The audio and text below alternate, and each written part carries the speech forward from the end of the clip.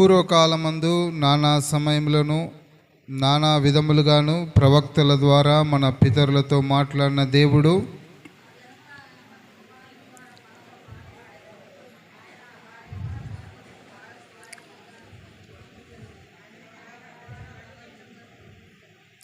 ఆయన దేవుని మహిమ యొక్క తేజస్సును ఆయన తత్వం యొక్క మూర్తిమంతమునై ఉండి తన మహత్తుగల మాట చేత సమస్తము నిర్వహించుచు పాపముల విషయమై శుద్ధీకరణము తానే చేసి దేవదూతల కంటే ఎంత శ్రేష్టమైన నామం పొందెనో వారికంటే అంత శ్రేష్ఠుడై ఉన్నత లోకమందు మహామహుడగు దేవుని కుడి పార్శ్వమున కూర్చుండెను.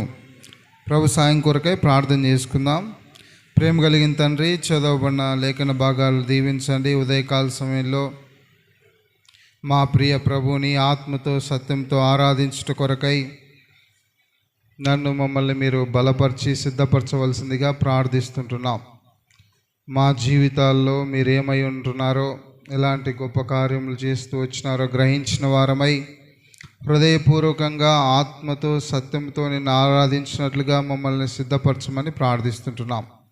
చేరి వచ్చిన వారిని బట్టి వందనములు. మార్గంలో గృహాల్లో ఉన్న వారిని కూడా సిద్ధపరిచి నడిపించండి.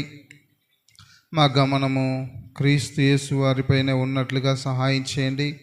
హృదయాంతరంగంలో నుండి మిమ్మల్ని ఆరాధించినట్లు కృపను దయచేయమని యేసు ప్రభు నామంలో స్తుతించి ప్రార్థిస్తుంటున్నాం తండ్రి, ఆమెన్. ప్రియమైనటువంటి దేవుని ప్రజలారా, ఉదయకాల సమయంలో ప్రభువును ఆరాధించే దాని కొరకై హెబ్రీ పత్రిక 1వ అధ్యాయంలో మొదటి 4 వచనాలు మనం చదువుకుంటూ వచ్చినాం.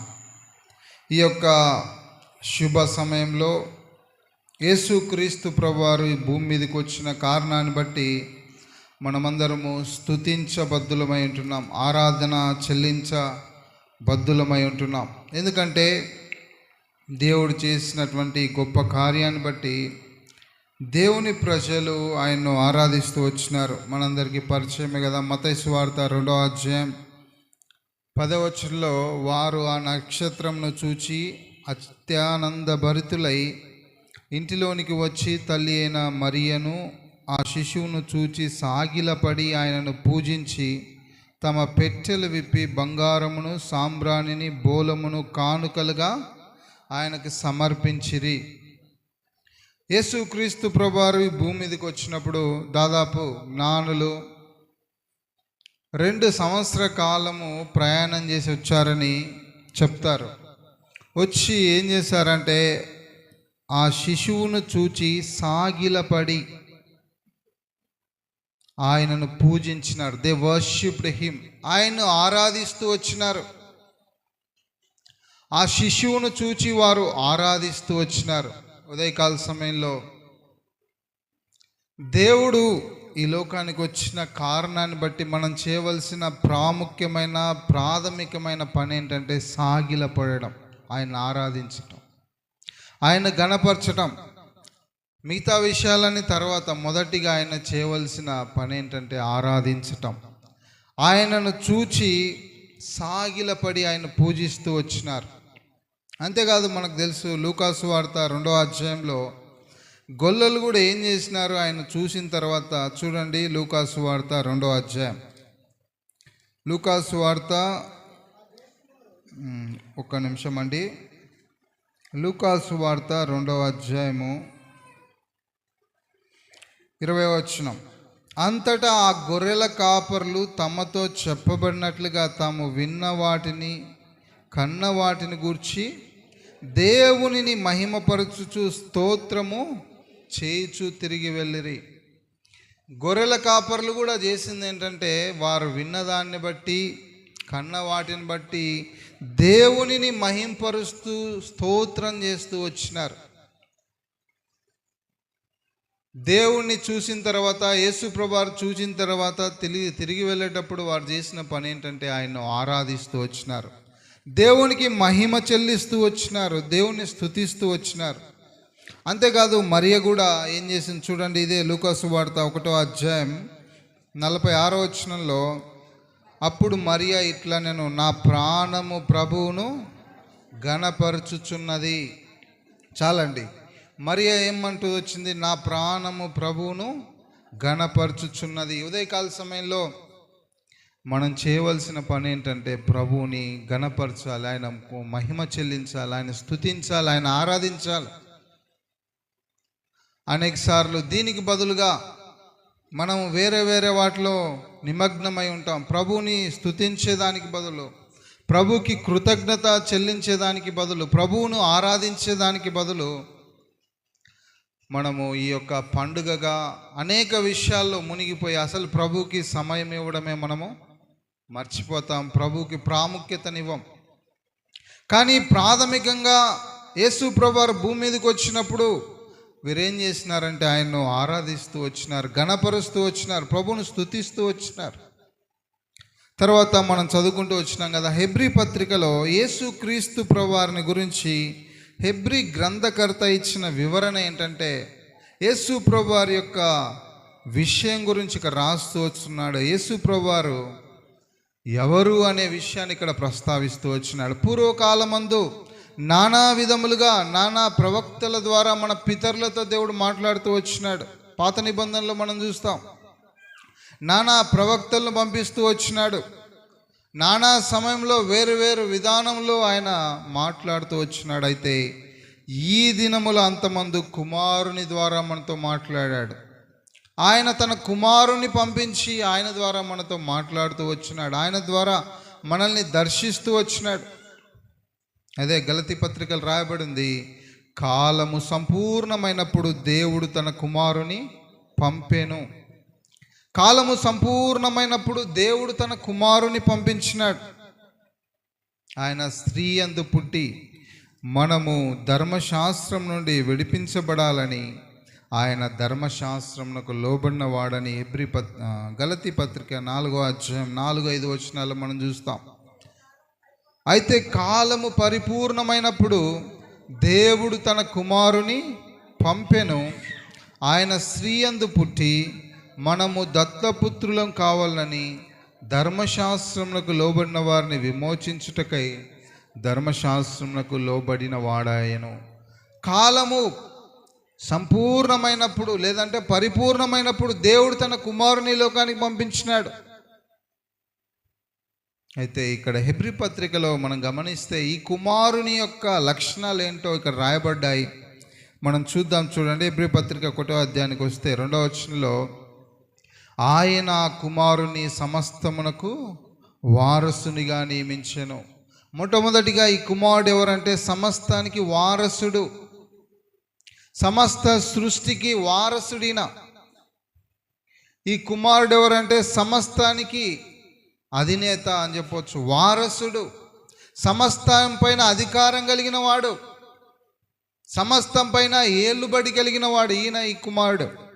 రెండవదిగా ఈ కుమారుడు ఎవరంటే ఆయన ద్వారానే ప్రపంచములు నిర్మించబడెను. రెండవదిగా బికాజ్ ఆఫ్ హిమ్ లేకపోతే through him everything was created. ఆయన ద్వారా మాత్రమే సమస్తము నిర్మించబడింది. ఈ కుమారుడు ఇప్పుడు శిశువుగా ఉన్న ఈ కుమారుడు ఎవరంటే సమస్తాన్ని నిర్మించినవాడు, సమస్తానికి వారసుడు. తర్వాత మూడవదిగా చూస్తే ఆయన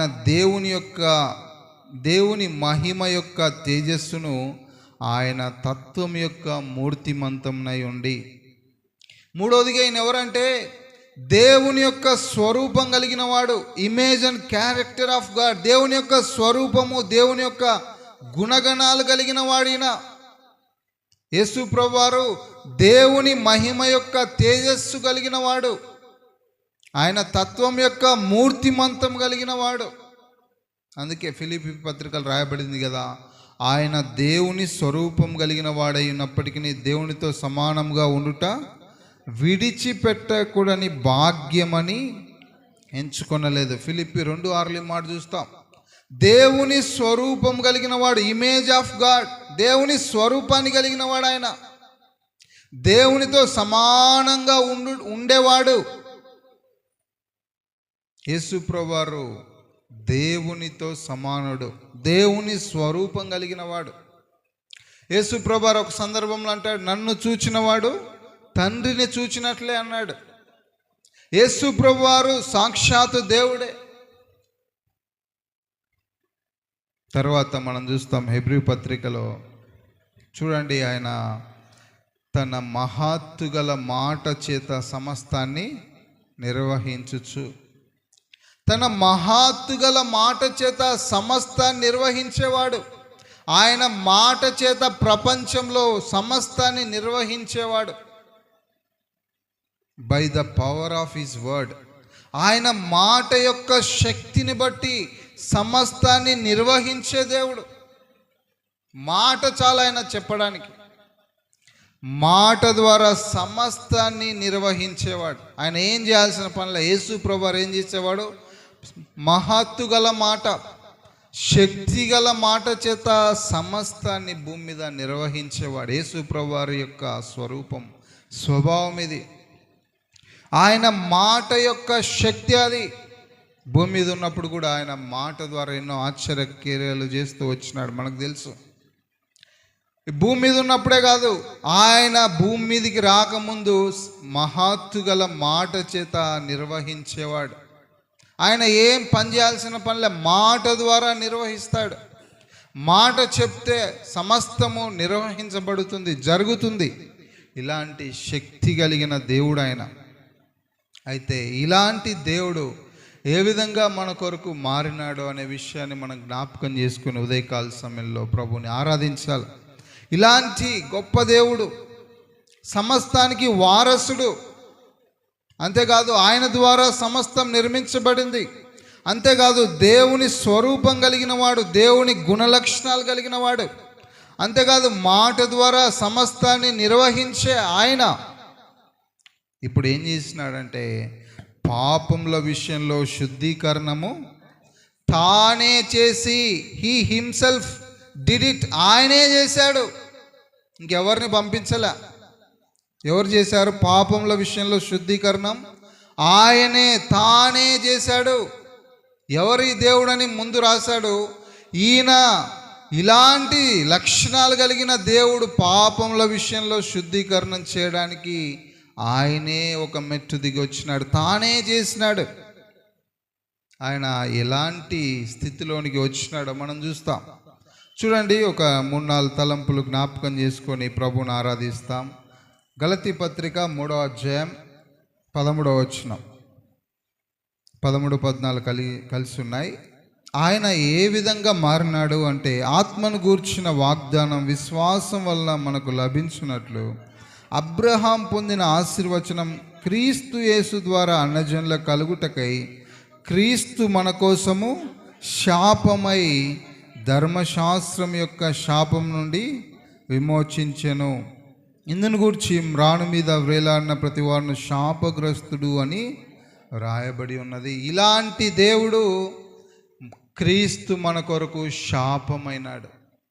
ఇది నాన్న నీ కొరకై నా కొరకై శాపగ్రస్తుడుగా మారినాడు.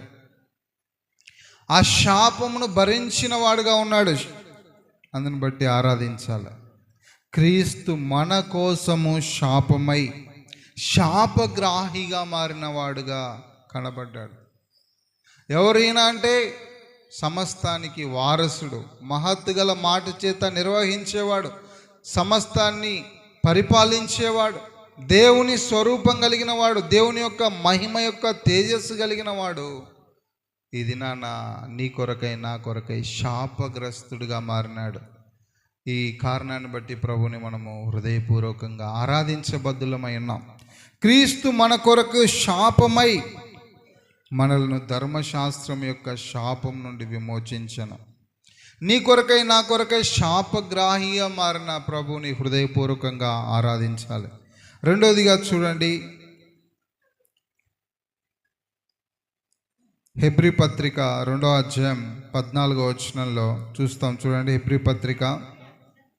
కాబట్టి ఆ పిల్లలు రక్త మాంసములు గలవారైనందున ఆ ప్రకారమే మరణం యొక్క బలం గలవాడిని, అనగా అపవాదిని మరణం ద్వారా నశింపచేయుటకును జీవితకాలమంతా మరణ భయం చేత దాస్యంనకు లోబడిన వారిని విడిపించుటకును ఆయన కూడా రక్త మాంసములలో పాలివాడాయను. రెండవదిగా రక్త మాంసములలో పాలివాడయ్యాడు. ఎవరైనా అంటే దేవుని మహిమ యొక్క తేజస్సు కలిగిన వాడు, దేవుని స్వరూపం కలిగిన వాడు ఇప్పుడు రక్త మాంసములు ధరించుకున్నాడు, రక్త మాంసములలో పాలివాడైనాడు. ఇలాంటి దేవుణ్ణి మనం ఆరాధించాలి. దేవుని మహిమ తేజస్సు కలిగిన వాడు, దేవుని స్వరూపం కలిగిన వాడు. అయితే ఈ దేవుడు రక్త మాంసములలో పాలువాడయ్యాడు. ఒక మనుష్యుడిగా ఈ భూమి మీదకి వచ్చినాడు. ఇది మన ఊహకు మించింది. యేసు ప్రభువారు పరిపూర్ణమైన మానవుడు, పరిపూర్ణమైన దేవుడు, రక్త మాంసములు ధరించినాడు. అందుని బట్టి ఆరాధించాలి. ప్రభువా, రక్త మాంసములలో నా కొరకై పాలివారైనందుకే మీకు వందనాలు. ఎందుకంటే అన్ని విషయములలో మన వంటి వాడైనాడు. చూడండి, హెబ్రీ పత్రిక 4వ అధ్యాయం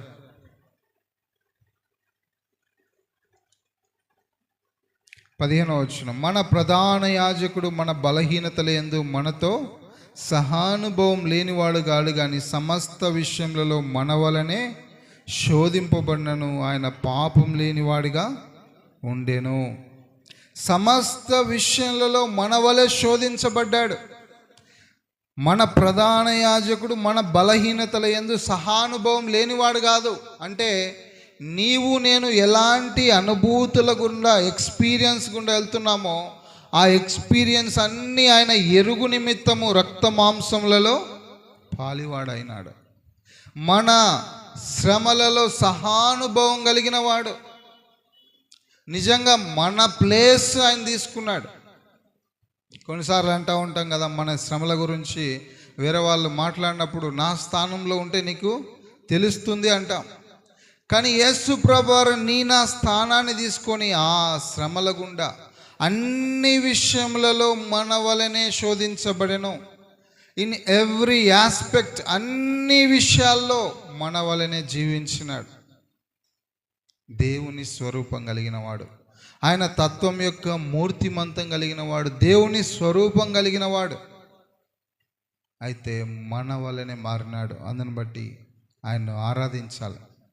తర్వాత మనం చూస్తాం, చూడండి, ఫిలిప్పీ పత్రిక 2వ అధ్యాయంలో ఆయన ఇంకా ఎన్ని మెట్లు, లేకపోతే ఎంత దీనుడిగా మారినాడంటే, ఫిలిప్పీ పత్రిక 2వ అధ్యాయంలో మనుష్యుల పోలికగా పుట్టి దాసుని స్వరూపాన్ని ధరించుకున్నాడు. మూడవదిగా దాసుడిగా మారాడు. He became servant. ఆయన ఒక దాసుడిగా మారినాడు. మనుషులుగా పుట్టడమే చాలా గొప్ప విషయం. అయితే ఇంకా దీనమైన స్థితిలోనికి వచ్చి దాసుని స్వరూపాన్ని ధరించుకున్నాడు. He became servant. ఆయన ఒక దాసునిగా మారినాడు. ఎవరైనా అంటే మనం చూసాం కదా హెబ్రీ పత్రికలో, సమస్తాన్ని తన మాట చేత నిర్వహించేవాడు, సమస్తానికి వారసుడు, దేవుని స్వరూపం కలిగిన వాడు, దేవుని మహిమ కలిగిన వాడు దాసుని స్వరూపాన్ని ధరించుకున్నాడు. దాసునిగా మారినాడు. దాసునిగా మారడం ఎంత గొప్ప విషయం.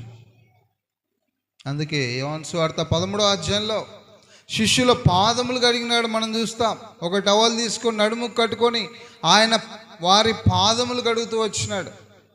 మనందరికీ తెలుసు, వింటూ వస్తున్నాం, మత్తయి సువార్త 20వ అధ్యాయం 28వ వచనంలో, మనుష్య కుమారుడు పరిచారం చేయించుకుంటకు రాలేదు, కానీ పరిచారం చేయుటకు వచ్చాడు. ఆయనకు పరిచర్య చేయడానికి రాలా, చేయించుకోవడానికి రాలా. ఆయన ఒక లీడర్గా, బాస్గా రాలే ఈ లోకానికి. దాసునిగా వచ్చినాడు. పరిచారం చేయించుటకు రాలేదు, కానీ పరిచారం చేయుటకు వచ్చినాడు. ఆయనే పరిచర్య చేస్తూ వచ్చినాడు.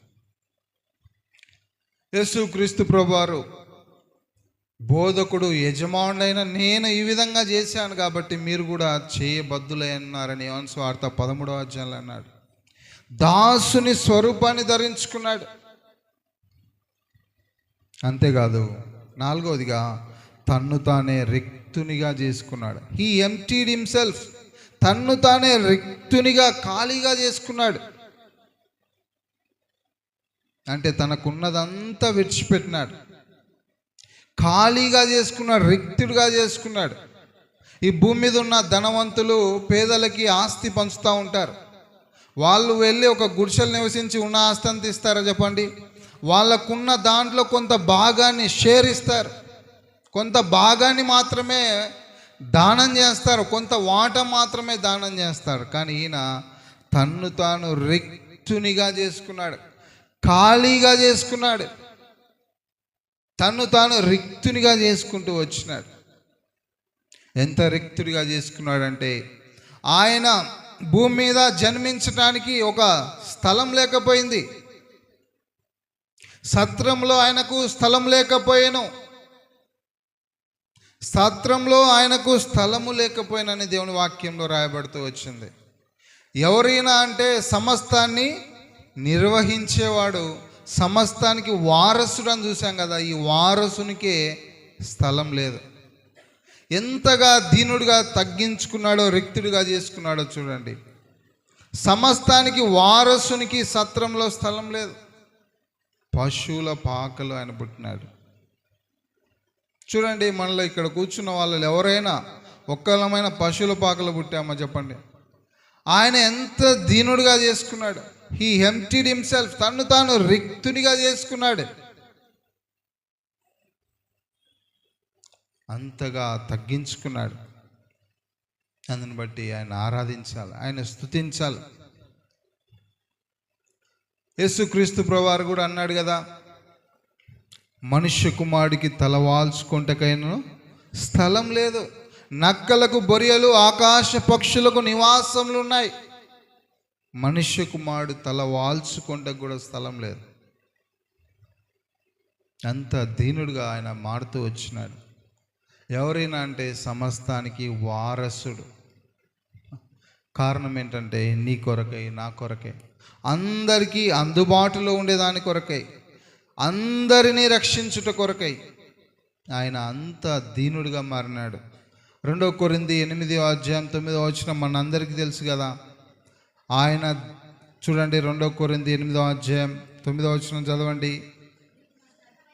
మీరు మన ప్రభు అయిన యేసుక్రీస్తు కృపను ఎరుగుదురు కదా, ఆయన ధనవంతుడై ఉండి మీరు తన దారిద్ర్యం వల్ల ధనవంతులు కావాలని మీ నిమిత్తము దరిద్రుడాయాడు. చూడండి, ఆయన దరిద్రుడిగా మారినాడు. హి బికేమ్ పూర్, దరిద్రుడిగా మారినాడు. కారణం ఏంటంటే ఆ కృప ద్వారా నీవు నేను ధనవంతులం కావాలని. ఈయన సమస్తానికి వారసుడు, సమస్తాన్ని మాట చేత నిర్వహించేవాడు. మన నిమిత్తము దరిద్రుడిగా మారినాడు. ఎంత దీనుడిగా మారినాడు, ఎంత దీన స్థితిలోనికి ఆయన వచ్చినాడు చూడండి. అందుని బట్టి ఆయన్ను ఆరాధించాలి. కారణం ఏంటంటే నిన్ను నన్ను ఆయన ధనవంతులుగా చేయాలని, నిన్ను నన్ను ధనవంతులుగా చేయాలని ఆయన ఈ విధంగా మారుతూ వచ్చినాడు. మొదటిగా చూసిన మన దేవుని యొక్క యేసు ప్రభు యొక్క స్వరూపం. ఆయన ఈ భూమి మీదకి రాకముందు ఆయన ఎలాంటి వాడంటే సమస్తానికి వారసుడు, దేవుని స్వరూపం కలిగిన వాడు. తర్వాత మాట చేత సమస్తాన్ని నిర్వహించేవాడు. అలాంటి వాడు మొదటిగా దాసుడుగా మారినాడు, దీనుడుగా మారినాడు. తర్వాత ఆయన తను తాను రిక్తునిగా చేసుకున్నాడు, మనుష్యుల పోలికగా పుట్టినాడు, శాపగ్రస్తుడిగా మారినాడు. చివరిగా ఇంకొక మాట రాయబడింది చూడండి, 2 కొరింథీ 5 చివరి వచనంలో, ఎందుకనగా మనం ఆయన యందు దేవుని నీతి అగునట్లు పాపమెరుగని ఆయనను మన కోసము పాపముగా చేసెను. పాపముగా మారాడు. ఆయన దీనుడిగా మారడం మాత్రమే కాదు, దాసునిగా మారడం మాత్రమే కాదు, తను తాను ఖాళీ చేసుకోవడం మాత్రమే కాదు, అంతేకాకుండా ఆయన దరిద్రుడిగా మారడం మాత్రమే కాకుండా ఆయన పాపముగా చేయబడెను. నీ కొరకు నా కొరకు పాపముగా చేయబడ్డాడు. యేసు ప్రభువారిని తండ్రి అయిన దేవుడు చూసినప్పుడు పాపముగా చూసినాడు. అందుకే ఆయన నలుగొట్టుటకు యెహోవాకు ఇష్టమాయెను. నీ స్థానంలో నా స్థానంలో పాపముగా చేయబడ్డాడు. మన పాపమంతా ఆయన భరించినాడు. యేసు ప్రభువారు సిలువలో పాపముగా చేయబడ్డాడు. అందుకే యోహాను సువార్త 1:29 ఇదిగో లోక పాపమును మోసుకొని పోవు దేవుని గొర్రెపిల్ల. లోక పాపమును మోసుకొని పోవు దేవుని గొర్రెపిల్లగా మారినాడు. యాక్చువల్గా ఆయన స్వరూపం అది కాదు.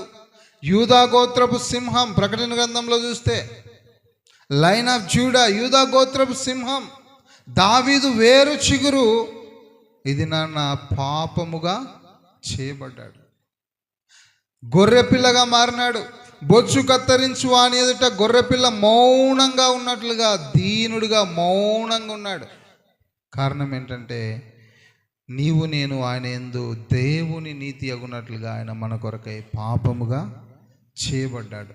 కాబట్టి ఆయన్ను ఆరాధించాలి. చివరిగా 1 కొరింథీ పత్రిక 1వ అధ్యాయంలో ఒక మాట చదువుకుందాం అందరం కలిసి. 31వ వచనం.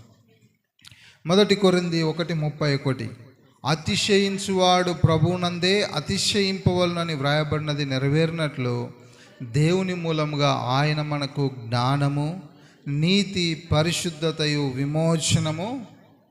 అతిశయించువాడు ప్రభువునందే అతిశయించాలా. ఇది మన అతిశయం ఎవరంటే ప్రభువే. మనకున్నవి కాదు, మనం వేసుకున్నవి కాదు, మనం చేసుకున్నవి కాదు. మన అతిశయము ప్రభువే. అతిశయించువాడు ప్రభువునందే అతిశయించవలెను. ఎందుకంటే ఆయనే మనకి జ్ఞానము. క్రీస్తే మన జ్ఞానం. క్రీస్తే మన జ్ఞానమై ఉన్నాడు.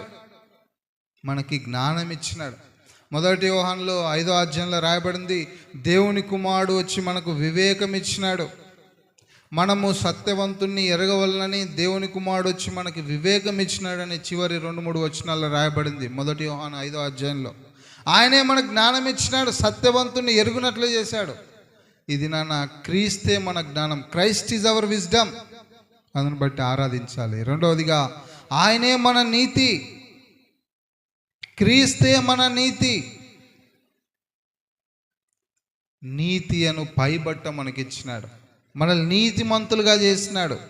క్రీస్తుకు వెలుపల మనం నీతిమంతులం కాదు. రోమాపత్రిక 5వ అధ్యాయం 1వ వచనంలో రాయబడింది కదా. ఏమని రాయబడింది? కాబట్టి విశ్వాసం మూలంగా మనం నీతిమంతులుగా తీర్చబడి మన ప్రభు అయిన యేసు క్రీస్తు ద్వారా దేవునితో సమాధానము కలిగి ఉన్నాం. విశ్వాసం మూలంగా నీతిమంతులుగా తీర్చబడ్డాం. ఇప్పుడు మన నీతి ఎవరంటే యేసు ప్రభువారే. క్రీస్తే మన నీతి. తర్వాత క్రీస్తే మన పరిశుద్ధత. యేసు ప్రభువారే మన పరిశుద్ధత. చివరిగా ఆయనే మన విమోచన. యేసు ప్రభువారే మన విమోచన. యేసు ప్రభువారికి వెలుపల విమోచన లేదు. అందుకే గలతీ 1:4 రాయబడింది కదా, క్రీస్తు మనల్ని ప్రస్తుతపు దుష్టకాలం నుండి విమోచించవలనని ఆయన తన్ను తాను అప్పగించుకున్నాడు. ఆయనే విమోచకుడు. He is the redeemer. ఆయనే మన విమోచకుడు. ఆయన మన జ్ఞానమై ఉన్నాడు. ఇది మన నీతి అయి ఉన్నాడు. ఆయనే మన పరిశుద్ధత. యేసు ప్రభువారికి వెలుపల ఎవరు కూడా పరిశుద్ధులు కాదు. యేసు ప్రభువారే ఇప్పుడు మన పరిశుద్ధత.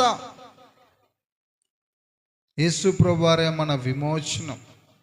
ఈ తలంపులన్నిటిని బట్టి ఆ దినాన ఏ విధంగా జ్ఞానులు ఆరాధించినారు, గొర్రెల కాపరులు మహింపరిచినారు, మరియా గణపరిచింది. నీవు నేను కూడా సాగిలపడి ఆయన ఆరాధించాలి. ఇది ఆయన ఆరాధించే సమయం. దీనులమై ఉండి ఆయన గణపరిచే సమయం. కాబట్టి మోకరించి ఆయన ఆరాధిస్తాం.